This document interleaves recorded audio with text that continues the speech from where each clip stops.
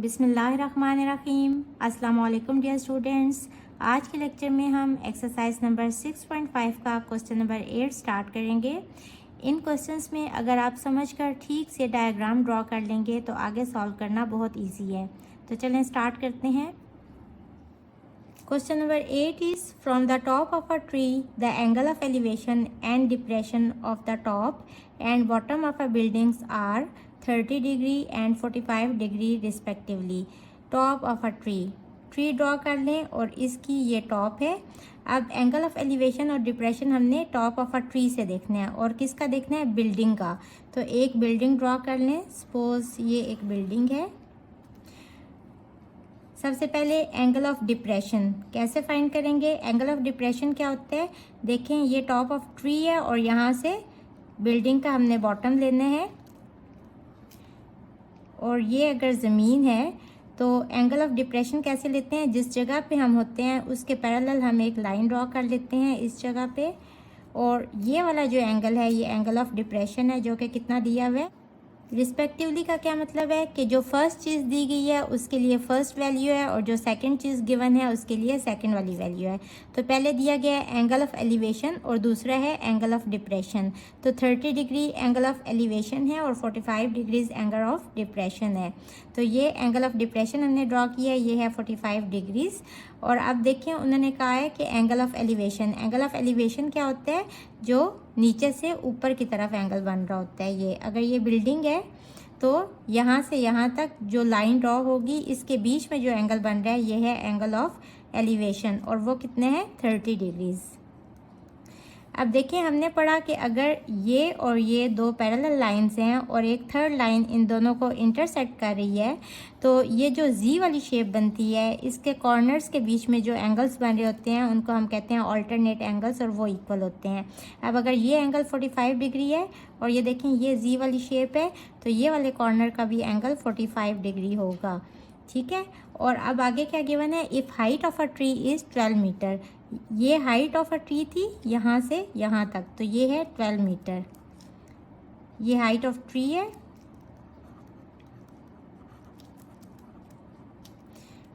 Find height of building and distance between tree and building.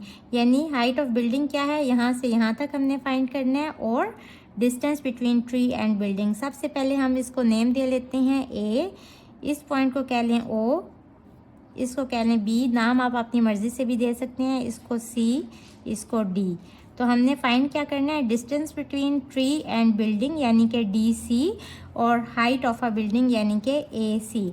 अब देखें अगर O D जो है वो 12 मीटर है तो ओ डी इक्वल है बी सी के, क्योंकि ये देखें ये एक रेक्टेंगुलर शेप बन रही है तो ये भी 12 मीटर होगी बी सी की लेंथ। और अगर हम ए बी की लेंथ फाइंड कर लें तो ए सी की हम लेंथ कैसे फाइंड कर सकते हैं, इसको और इसको ऐड कर लेंगे। हमने फाइंड क्या करना है, हाइट ऑफ अ बिल्डिंग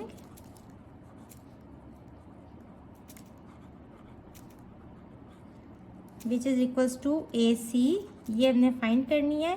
और ए सी कितनी है, A B plus B C, इसको हम लिख सकते हैं A B plus B C. अब बी सी हमारे पास 12 मीटर है और ए भी हमने फाइंड कर लेना है और इसको इक्वेशन नंबर 1 कह लें। जब हम ए बी फाइंड कर लेंगे तो इस इक्वेशन में पुट करेंगे तो हमारे पास ए सी का आंसर आ जाएगा। और हमने क्या फाइंड करना है, distance between tree and building.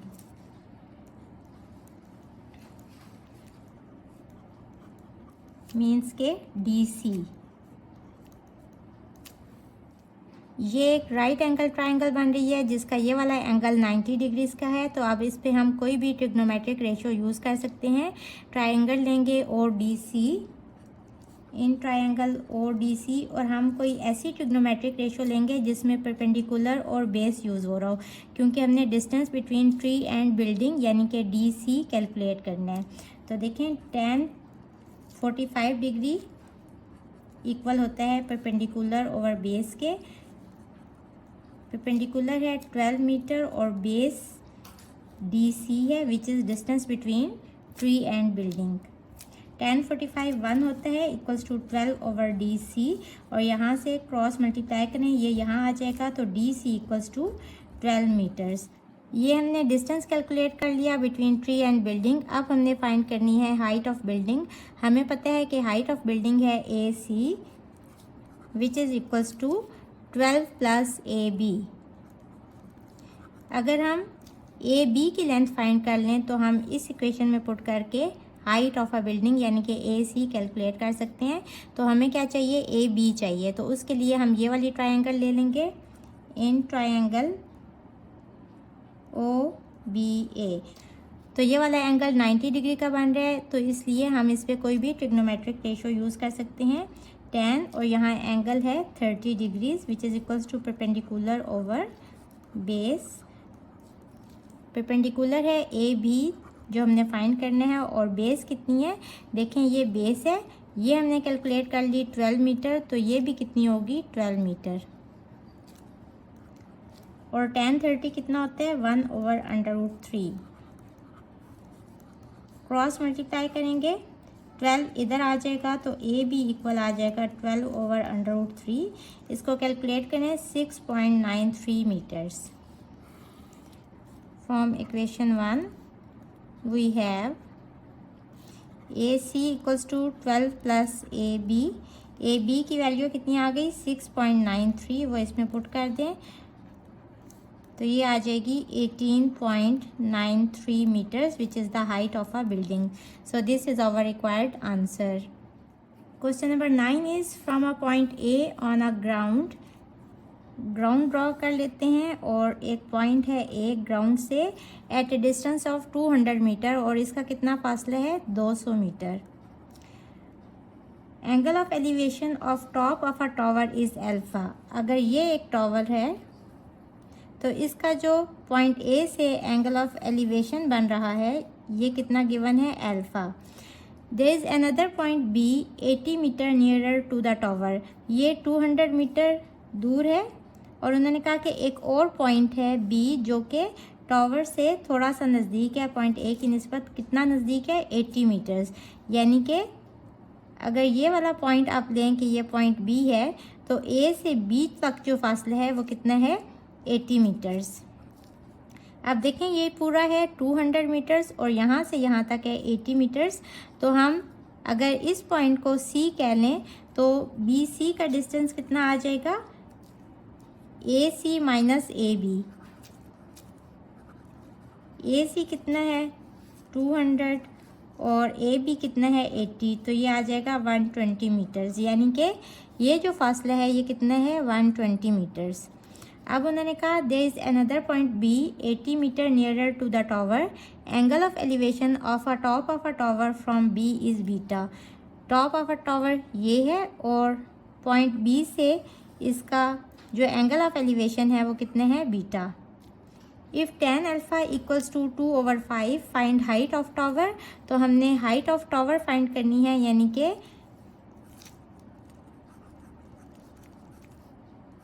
Length of DC और वैल्यू ऑफ एंगल बीटा। ये दो चीज़ें हमने फाइंड करनी है। हम सबसे पहले ट्रायंगल ले लेंगे ACD। ये देखें ये एक राइट एंगल ट्रायंगल बन रही है, तो इसमें हम tan थीटा ले लेंगे और थीटा कितने है यहाँ alpha. tan alpha equals to perpendicular over base. और ये हमने क्यों दी, क्योंकि गिवन है tan अल्फ़ा इक्वल्स टू 2/5, तो यहाँ इसकी वैल्यू लगा लेंगे 2/5 which is equals to perpendicular क्या है DC यानी कि हाइट ऑफ अ टावर, और बेस कितना है ACD वाली ट्रायंगल में बेस है 200 मीटर्स। क्रॉस मल्टीप्लाई करें, DC इधर ही लेने दें, 200 यहाँ 2 से मल्टीप्लाई हो जाएगा और 5 भी इधर ही रहने दें। सॉल्व करें, 80 मीटर्स।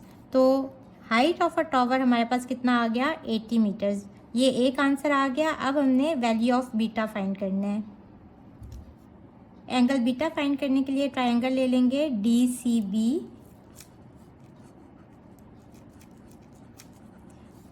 हमें पता है tan और यहाँ थीटा क्या है बीटा।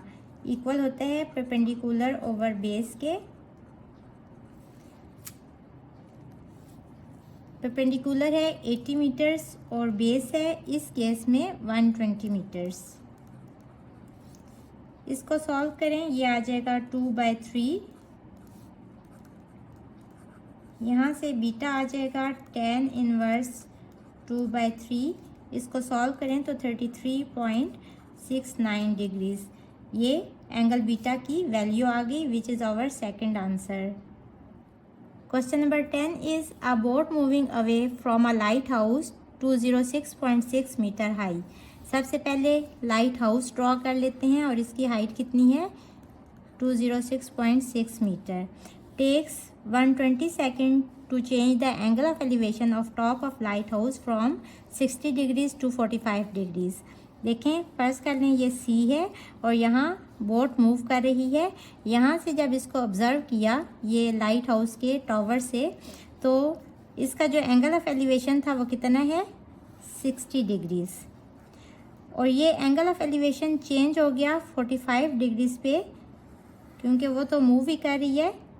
और ये 45 डिग्रीज पे चेंज हुआ कितने मिनट्स के बाद, टाइम उन्होंने दिया हुआ 20 सेकेंड्स।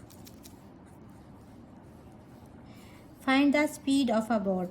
अब हमने speed of a boat find करनी है। हम इसको नाम दे लेते हैं ए, इसको पॉइंट बी, इसको सी, इस पॉइंट को डी कह लें। स्पीड का क्या फार्मूला है, फिजिक्स में हमने पढ़ा कि स्पीड इक्वल होता है डिस्टेंस डिवाइडेड बाय टाइम। और टाइम हमें गिवन है 120 सेकेंड उसको लगे थे डी से बी तक पहुंचने के लिए। तो यहाँ जो डिस्टेंस यूज़ होगा वो होगा बी डी। तो बेसिकली अब हमने कैलकुलेट करना है बी डी और यहाँ डिवाइडेड बाय 120 कर देंगे तो हमारे पास स्पीड ऑफ अ बोट आ जाएगी। अब इसके लिए हम सबसे पहले ट्रायंगल ले लेते हैं A B C. In triangle A C B ये वाला एंगल कितना बन रहा है 90 डिग्रीज का। तो इस ट्रायंगल में थीटा कितना है 45 degrees equals to perpendicular over base. Perpendicular है 206.6 और बेस है BC।